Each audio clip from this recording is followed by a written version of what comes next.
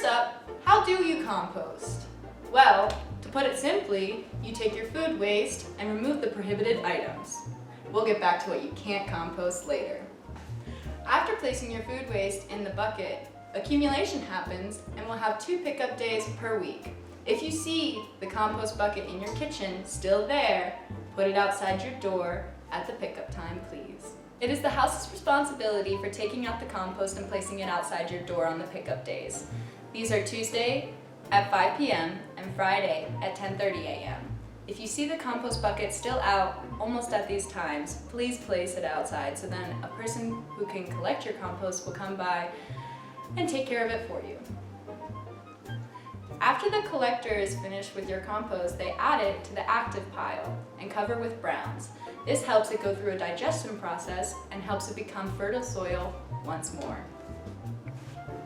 It's important to know that even if you're not an on-campus student, composting facilities are still available to you, including compost buckets. They're a little bit smaller than the on-campus buckets, but they're still available and they're still free to you. You can pick them up in the Sustainability Center. So once again, who are the composting facilities available to aside from on-campus students? Off-campus students. If your bucket is not outside your door by Tuesday 5 p.m., Friday 10:30 a.m., you will be responsible for taking it out and washing it out yourself. Your dirty bucket will be replaced with a brand new clean one, courtesy painted by your own work-study crew. Tips for your compost. Cut up whole foods.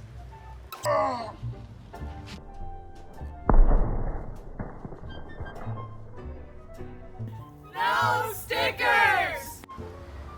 Covering your compost with browns protects your compost from night critters such as javelinas and skunks. Browns? Well, they look cool. But what else do they do? It adds carbon to the soil. Another great thing about compost is that it Keep the wasp population down! Things that you can compost are plant matter, eggshells, leftover soil, coffee grounds, fruit and vegetable peels without the stickers. No stickers! No stickers. Now that's all great and all, but what shouldn't I put in my compost? Tea bags that have plastic mesh, and please remove the staples. Dairy twist ties. Compostable plates because they can be treated with chemicals. Or they have plastic lining. Alright, bags such as Ziploc, grocery, paper bags, etc. Meat, human hair, plasticware, silverware, and compostable ware. Dyed hair. Pet hair. And please, no animal waste, cat litter, or pet bedding. No one is looking. I'm going to put this prohibited item, such as this fruit sticker, into the compost bin.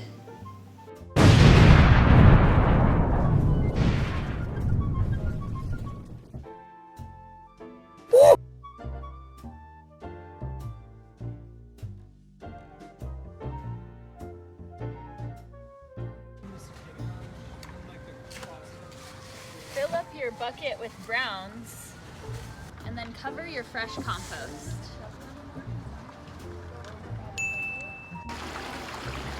Aerobic bacteria, meaning they need oxygen to survive. These bacteria excrete chemicals such as nitrogen, magnesium, and phosphorus. This is the community shovel. You can find it here in the curing bin. Use it whenever you spread compost so you don't get your hands dirty. Turning the compost. Mixes the ingredients such as organic matter, moisture, oxygen, Bugs. The temperature tells us whether the compost is active, where you can put the compost on it, curing, or it's ready to put on your garden.